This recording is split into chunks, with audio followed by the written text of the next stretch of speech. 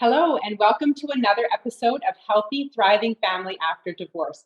I'm your host, Stephanie Dobson.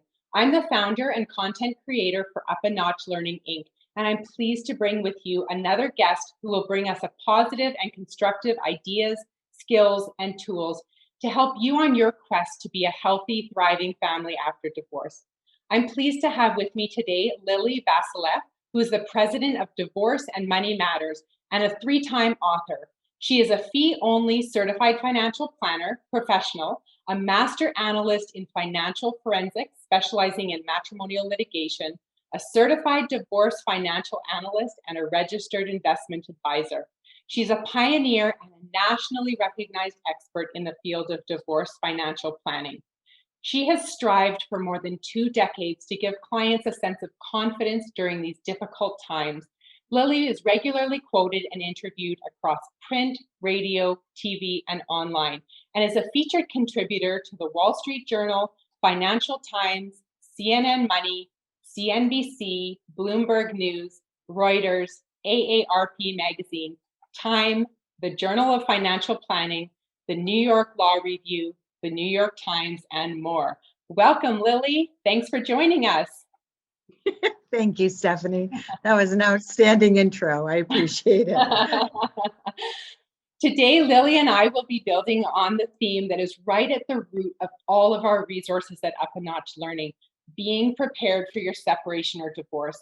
Lili has authored 3 books, The Divorce Planner Checklist and The Ultimate Divorce Organizer, both of which she co-authored with Laura Campbell, and Money and Divorce, the essential roadmap to mastering financial decisions.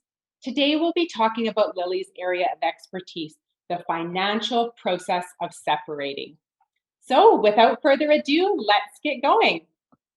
I should make mention the book that we're talking about that you authored and we'll be talking about it. The first part of our interview is the one that you've got in your background, of course, and I've got it right here with me with my Post-it notes. I've read it over a few times. So in all 3 books that you've written, you've had your emphasis has been on being prepared.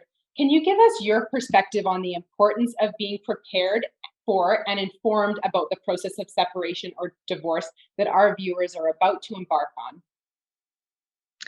So typically the first question I have from anyone who's contemplating divorce is, how do I start? What is my first 1, 2, 3 steps?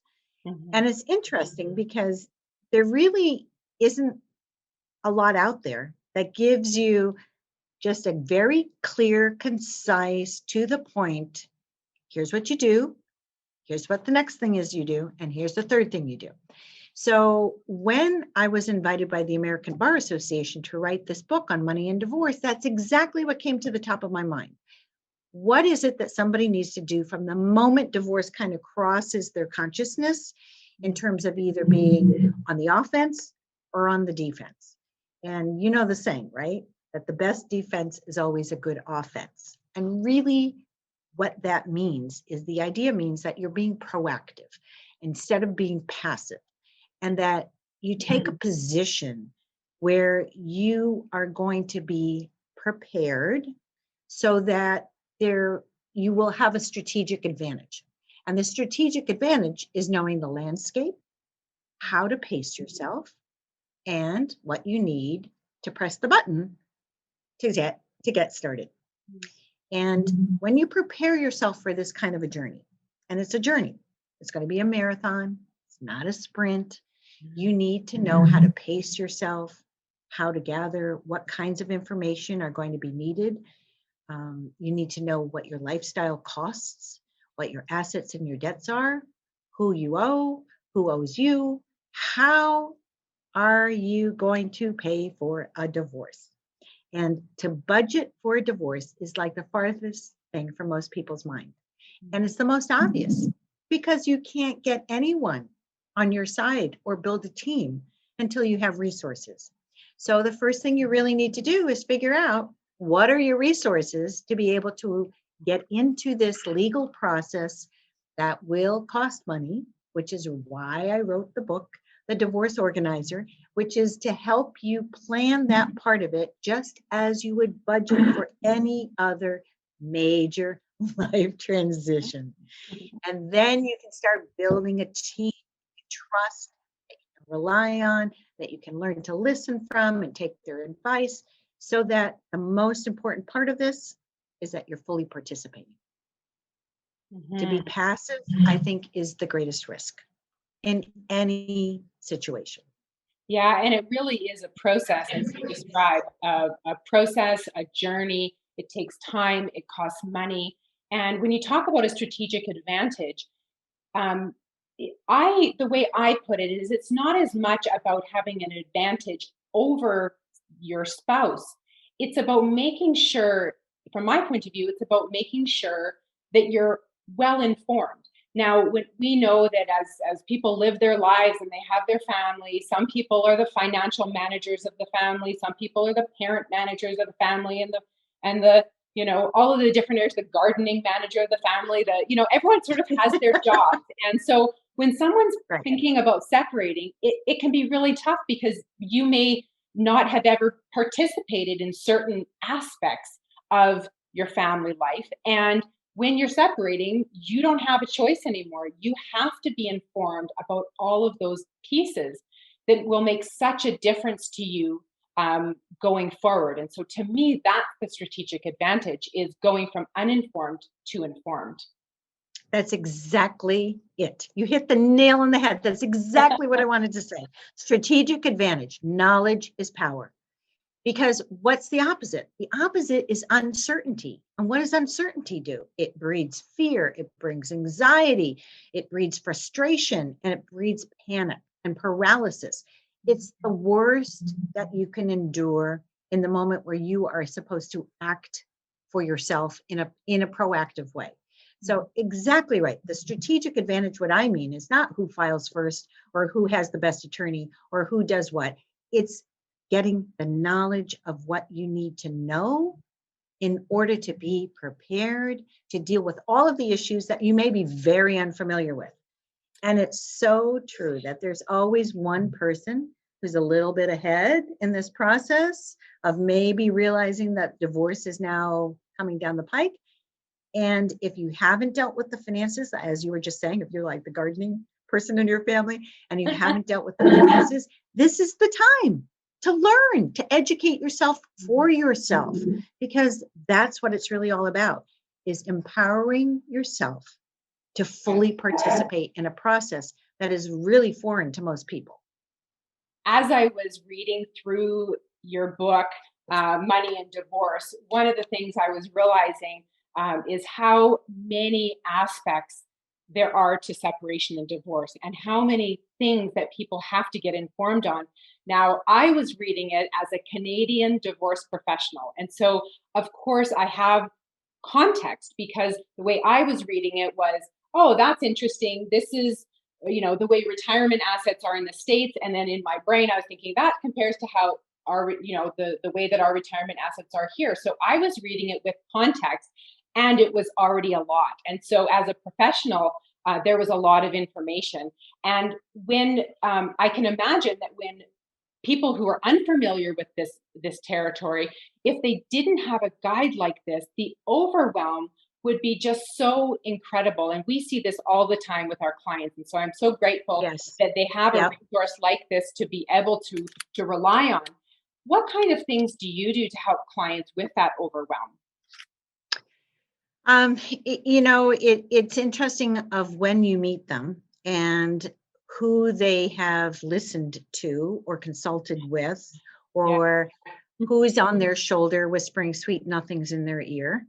And we always joke about the gorilla in the room, right? You never know what's really the biggest issue until it completely implodes before you. So it takes a little bit of patience on both sides. Clients often need to have that trust in you as a professional to be able to communicate the challenges that they really fear, right? And they face. And it takes some time. It's a question of language, of how you work with them, how you communicate well. And it's a privilege to be able to be on their side when they are going through this transition, when they're in a very dark place, right? And our hope as professionals, and I know you do this too, our hope as professionals is to make this process not only one that they endure and get through, but one that perhaps educates them. Better than that, the next step up is to empower them. And the next step up from there is to make it a transformative process, right? I mean, those are all the aspirational goals. In reality, it's never linear. It's never straight. People go from, A to B to C and then back over to G and then back to A again. And it's all over the place. So it's not an easy event. I will say that. And since many people in all generations do have pretty robust divorce statistics, many of us will face divorce or being alone at some point in our lives. So the idea that I had for the books that I wrote and for working with clients is to give them something easy to digest so that they are calm down at the initial outset of whatever the process is that they choose, so that they have, like guardrails, like bumper pads, that they know where the path is, but they're protected from going astray, and that they have a measurement by which they know something's on alert, something's a red flag, something's all right, something's going really well, and that they can have that feedback consistently. So they don't feel untethered, and they don't feel as if they're operating in the dark. And the explanations and the tips and the mistakes that I point out in these books are really sort of those, those placeholders, so that if they came to that subject and they were wondering, is this really going the way it's supposed to go? Or is this maybe off track? Or why do I feel stymied in that I'm not moving forward? Maybe there are tips in there that can point things out to them that they can say, oh, I didn't think about that. Let me maneuver around this and see if I can come up with a different result. And I gave it a lot of thought, and I was actually surprised because there's so many books out there, and I thought, what's another book, right? But it was really fun, because when I was writing this, I was writing it from the perspective of putting on the shoes of somebody going into a divorce, right? And not having that experience before, and being able to understand that, maybe you go from a piece to the next piece, and you don't take the whole thing all at once, and pulling one thread at a time on maybe one idea of, let me explain to you what marital property is, and just take that little piece and digest that at one moment, really seemed to help. It helped people to understand the flow and the pace of a divorce. Yeah, and your book, we're really able to get that those digestible chunks, because as much as I consider this to be an encyclopedia of sorts, which is a compliment to the book, it as I said a moment ago, it can be overwhelming, and so you have a great glossary in the back, and you have of definitions of what things mean, great table of contents, and then an index at the end. So any particular piece that you need to take a chunk and digest that particular topic can be so helpful. So as they're working with their divorce professional, if their divorce professional is talking about retirement assets, or the sale of the family home, or what do you want to do with the family home, or what process are you looking at, negotiation process, like what is mediation, what is collaborative divorce, and what is right, to the court, those kinds of things, you can really chunk that off and say, have a look at page this to this, and it will really give you some context to our next meeting. Right. And yay, I'm so happy you found that. I'm so glad. Less overwhelming. But that's exactly what I use in my divorce practice. I use a workbook for clients, and they, we're talking about child support. Go ahead and look at page 46 of your workbook for next meeting, and you'll have that at the 101, and you come in and you feel more prepared, instead of us coming in and saying, oh, what is child support? okay, and then in 2 hours you go from 0 to 100 and you feel very overwhelmed. So being prepared and having these really great tools for families as they're going through the process that they can digest in the way that they need to, that's meaningful for them, and give them the tools and the skills they need is just so valuable. I am so grateful to you for recognizing that, because that was my intention. But it's funny. I just had a case the other day where um, it's a collaborative case, and an attorney was expressing his feeling that perhaps his client was feeling frustrated that the process it wasn't making progress, etc. And I asked, why do you have that impression?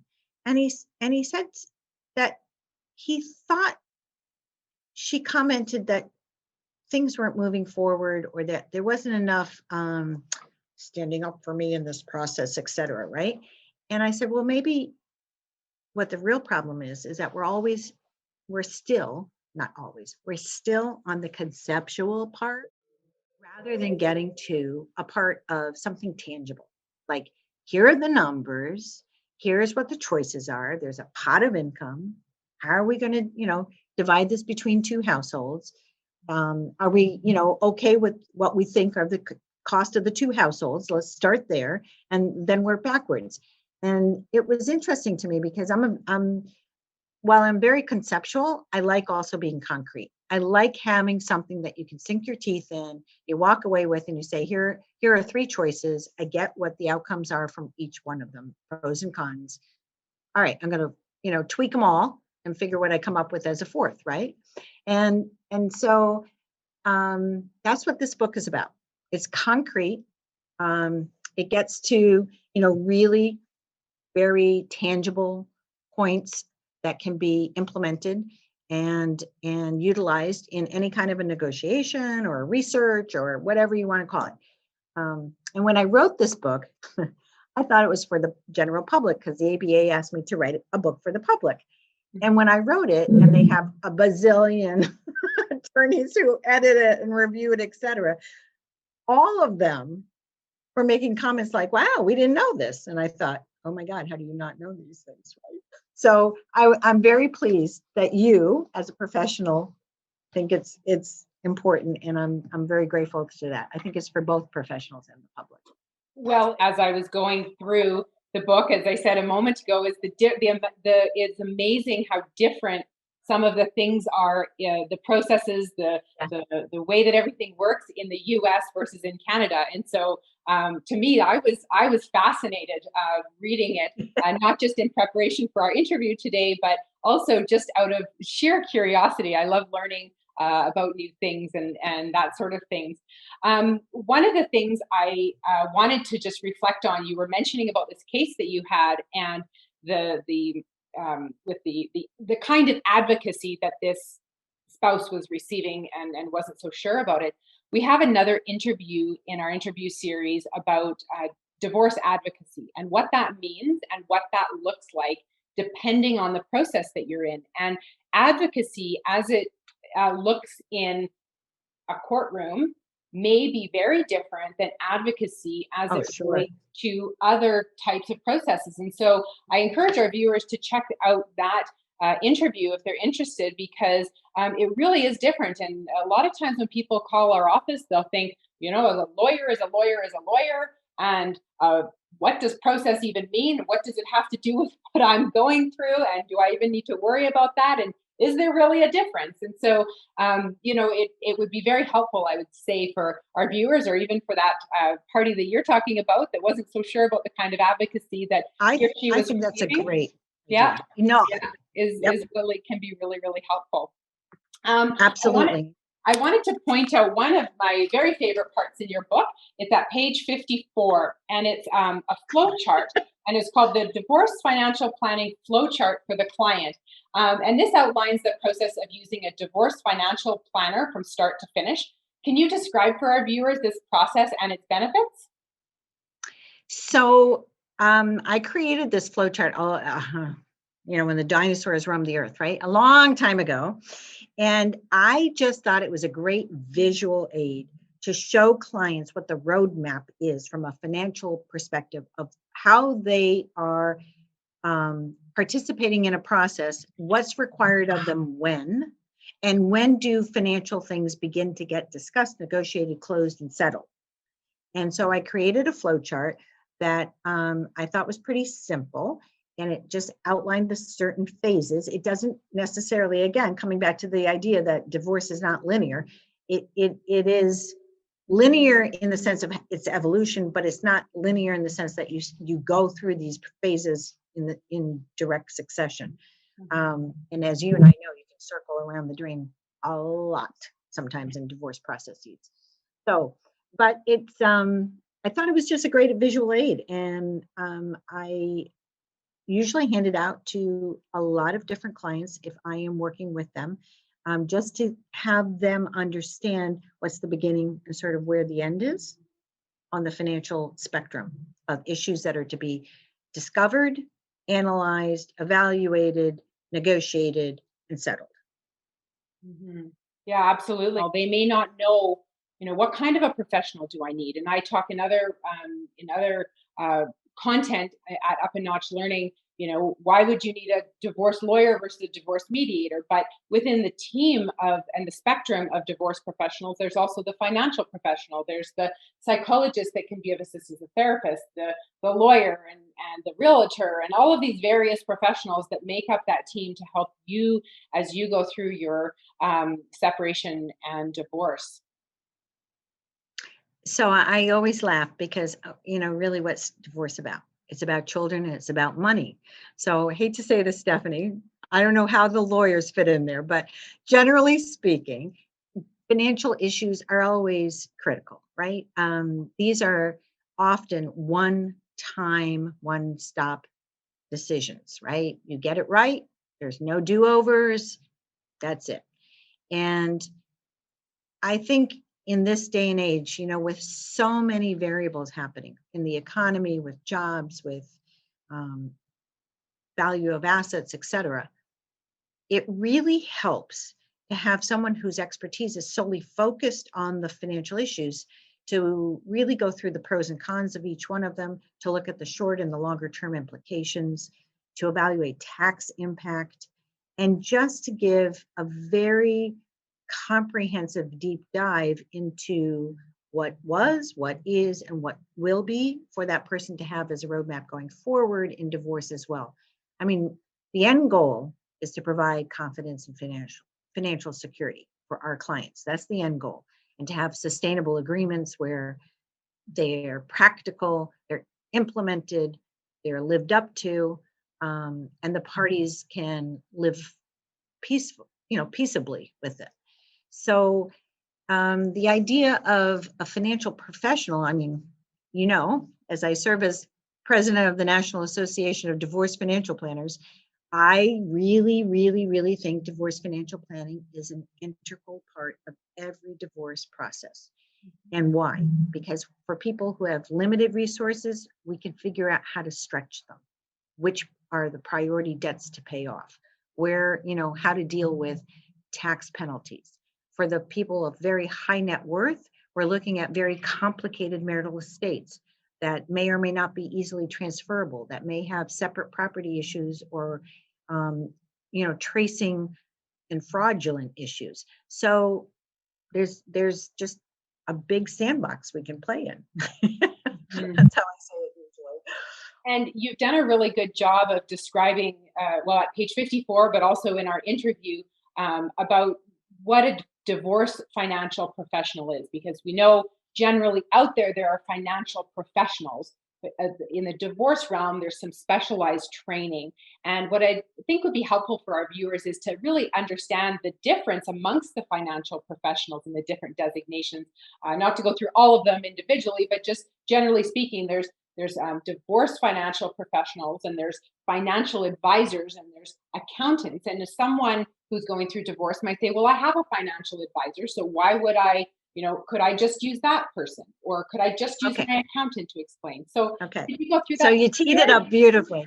So a divorce financial, and I call them divorce financial planners, not professionals, because there are many different professionals who are financials that are discrete to the divorce process, like a business valuation True. or, or a pension valuation. So A divorce financial planner is trained in interdisciplinary knowledge of the law as well as finance. And they bring to this discrete process point in time skill set that provides the necessary legal financial reports for the court, for the legal system, as well as all of that financial personal expertise for the clients to really thoroughly understand what they had, what they will have, and how to manage what they will have. So while many professionals like CPAs and tax preparers look backwards and they're preparing on historic documents, we are also fee only. We're hourly based or flat fee based. We are not doing investments. We are not selling product. We are not executing transactions. We put the client's best interest first, foremost on the table, pristine agenda. We look at only what the facts and issues are for the clients going through a divorce. Many times, we may or may not have an ongoing relationship once that divorce concludes. So it's a very finite, intense, really deep dive relationship for a period of time. We work with all of those other professionals in their horizon. So we're reaching out to their CPAs, we're reaching out to their advisors, et cetera. Those individuals may or may not understand the divorce laws, or what the parameters are, or what the norms are, or how to talk to the attorneys. I've had many outside financial professionals come in and taint the process to the client's detriment. For example, a CPA who came in and said, of course you need 100% of your spouse's income to live. How else are you going to meet your budget? Or you should be getting 100% of those assets. So you and I both know this is never going to happen, right? Now the client wants to know why that's not going to happen, and they doubt the attorney and they doubt anybody else there. It undermines a process without the knowledge of what you're working with and how it is defined to be able to be successfully advocating for your client. You need to know the rules. You need to know what are the boundaries. You need to know what are the norms. And you need to be able to communicate very clearly, both between the client and their legal professional, so that they have a team that is working in sync, right? We're all on the same team working for the benefit of client. Mm-hmm. So that's my 2 cents little soapbox speech about divorce financial planners. We go through a huge amount of experience, ongoing continuing education. It's all very specific. I mean, I go to every law association meeting I can. I mean, I actually do a lot of, I do training. I do collaborative training in the United States. And I also teach attorneys how to write with clarity financial language in their agreements, so that you don't have ambiguity, you don't have interpretations.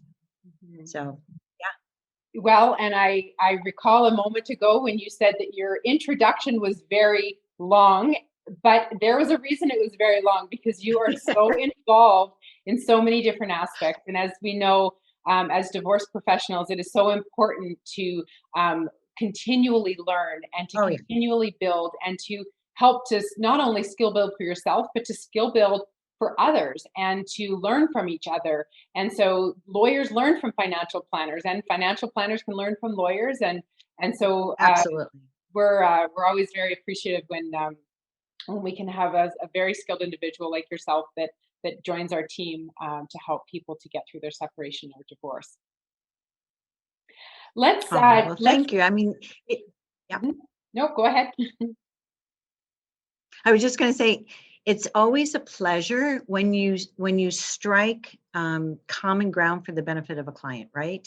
There are times when, and I understand why, when attorneys are defensive about having an unknown person enter into a process because they don't know necessarily if they're going to be disruptive or contributory to the process. And it takes a long time. I mean, I've been doing this for a very long time, and it's always my great privilege to work with new people and to educate them about or skills, because we could be called in for like one issue, right? Tell me how much house this person can afford. Tell me if they should be taking these private equity investments. Tell me if you could value this pension. It could be that, or it could be from soup to nuts, from the beginning to the end, right? And the more that they feel comfortable with having a resource they can tap and say, this, I know what I'm going to get when I ask this question, and I'm going to appreciate the value of that. That's the importance of having really a financial resource available to a professional, a legal professional. And I also think, many times we are working in tandem in terms of keeping the client's expectations managed and making sure that they understand just what their options are and being realistic about it. And I think that's very valuable, is helping to manage a client's expectations, and maybe doing a little bit more hand holding on the side so that the attorney can really focus their expertise on the legal issues. Mhm. I mean, so much about the divorce journey, which is from separation to being fully divorced, is so much about getting informed and learning and understanding what you're going through, and on the emotional side, on the financial side, on the legal side, learning to live in two homes. What are the parameters? I mean, there is so much to learn, that if you can have a team of professionals that work together, Yep. it doesn't necessarily increase the cost, because you might use your lawyer for 2 or 3 less hours and use your financial professional for those hours that you didn't have to use your legal professional for, because you thought that it was a one-stop shop with your lawyer, for example. So I always appreciate when clients Absolutely. diversify their team. Diversify. Yes. Outsource where the expertise is, right? Yes. So I thought that we could maybe change our stride just a little bit and talk about your other Okay. couple of books. I Okay. am a checklist lover and to-do list maker, and so these books were so wonderful as I was reading through them. So I just want to introduce both of them. So one is the Divorce Planner Checklist, and this is a pocket-sized book that you can tuck into a small bag and bring along with you anywhere you go. And then we've also got the other one, the Divorce Organizer. You can tell I love keeping things fresh out of the box, and so I've got this is a sleeve, and I love keeping it on just to show the cover here. And this one is a full size 1.5-inch binder where you can fill up with whatever documentation you need. There's notebook pages, there's plastic business card holders, plastic folders, legal worksheets, etc. And so I see both of these workbooks as a way to keep information organized and together as you go through your separation and divorce journey, and a way to ensure that you don't lose track of information. And can you describe a little bit more about these books and what led to their creation? Well, I'm going to make you laugh, okay? So my colleague, my co-editor, Laura Campbell, approached me and said, I need your help. I don't know anything about finances and divorce. Would you like to help me write this book? The first one was The Ultimate Divorce Organizer, the big notebook. And I said, sure. How hard can this be? So literally, we kind of worked on it together, and we got it done in a really quick time. And the publisher who thought of this idea, and I really actually thought it was brilliant, because you know how people, when they are just starting a divorce, tend to be really nervous, like they hide things in cartons, or they put them at their friend's house, like all their important papers or their business cards of everybody they've consulted with, or whatever it is. And I thought this was like a brilliant idea. You stick it in this book, and they have sleeves in there, and you can make notes from all your interviews, and it's all in one place. And it's in a notebook, or it could be more fun. You can add pages and all that. And it came from this publisher that did a whole series on the wedding organizer, the baby shower organizer, and this was their latest brainstorm, the divorce organizer. And I thought that was hilarious. I just cracked up, and it turned out to be one of their best sellers. Go figure. So we did it with pretty light intent. The publisher was great. They let us, add what we wanted to add as long as it wasn't too long. And, that's it. That's the story behind it. So, my joke is it could have been a wedding organizer, but it turned Well, out and to it be an makes perfect sense organizer. to have everything in one spot that you can Yeah. make sure you don't lose anything. And even things like, if you're consulting with 2 or 3 different people and you got to keep your notes together, there's some tables to be able to compare the similar questions Yeah. for Yeah. 3 different professionals of I, whatever. I mean, it's a no-brainer. You walk in, you open your book, and you go, "Here are my interview questions," right? And then you rank them all next to each other, or you take all their business cards and stuff them in this little thing. It was just such an easy book to do, because it was just so straightforward and so common sense, really common sense. And I was thinking about all the notebooks and all the things that people collect as they start to prepare for divorce. And I thought, wow, all in one notebook. How cool is that? Yeah, makes perfect sense. And then you've got a pocket-sized one for anyone who wants to be able to carry things around in their purse. That's right. That's exactly right. So it's just a condensed version. And they made it into this really nice light one that you could just literally stick in your jacket or put in your purse and, take with you on the go. And it's not so bulky as the notebook. Yeah. And of course, it really Thank you. depends on what you're going to be using it for, because if you're going to be, if you want to be able to add things in like business cards, etc. I mean, the little one doesn't have that. And so, we have links to all 3 of Lily's books, the Oh, checklists and the money and divorce, below our episode, as well as in our book library. So you can go check those out. In the book library, there's a little bit more about the authors that you can learn, and so people can and then there's Amazon links, so you can really check it out and get a really good description for yourself of whichever one is going to work for you. But it's nice that there's options. thank you. Thank you so very much. How kind of you. Mhm. Well, here's my favorite part of every interview. It's my top 3 tips. So I'd like to have you tell our viewers what your top 3 tips would be on effectively preparing for the separation and divorce process. Okay. All right. So the number one is prepare, prepare, prepare. And what I mean is educate yourself about all of your lifestyle. Gather as much information as you can. Learn about the different legal processes that are available to you. Think about what's important to you. Make a list at the very beginning of what your priorities are, because that's going to be sort of your anchor through this whole process, so you don't forget it. Number 2, build the right team. Hire the right people. Interview people. Know what you're asking them. Go with your gut. And remember, they work for you. Manage your team. Many times people are intimidated. You're paying them, they work for you. Um, with every one of my clients, I tell them my only boss is my client. And I say, I don't answer Wow. to anyone else. You are my boss. And I got 150 of them at any given time. This is why we get along so well. I love it. The same philosophy. And number 3, rely on yourself, pace yourself. And at the end of the day, you have to sort of fill up your shoes and realize that you alone are going to be accountable for yourself. Those are shoes you need to fill and be comfortable in, because that's what's at the end of this whole process. Mhm. So those are my 3 pointers. How I hope they're helpful to people. Yeah. Well, thank you so much, Lili, for joining us today on another episode of Healthy, Thriving Family After Divorce.